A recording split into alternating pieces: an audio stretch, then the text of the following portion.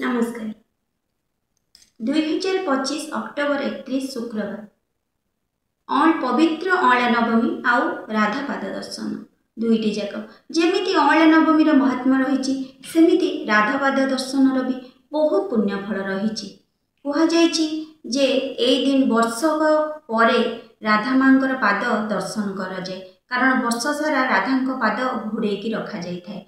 तो यही राधा पाद दर्शन दिन राधा पाद दर्शन कले 100 जन्मर पुण्यफल मिलता है। राधा कहले मन भितर एक जमती पूरा उत्थाल आनंद आउ निश्चय प्रेम रे भरी जाए केवल राधा नाम धरिले।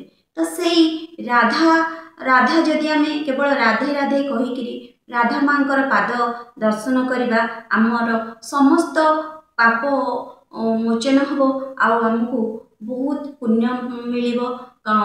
ए राधा पाद दर्शन रे राधा मां को राधा पाद दर्शन रे राधा को पाद दर्शन करा जाए आउ मध्य राधा को पाद तले अँला समर्पण करा जाए आउ राधा कृष्ण को भजन करा जाए। स्पेशली जो माने निजको राधा और कृष्णकर भक्त रूपे सजई थांती से माने राधे राधे करिकरी आउ हरि हरि श्रीकृष्ण का नाम नहीं नाम संकीर्तन करती आउ अति आनंदित मन रे माने झूमी जाती नाची जाती आउ गाई गाई राधा नाम जप करती। नमस्कार, जय जगन्नाथ, राधे राधे।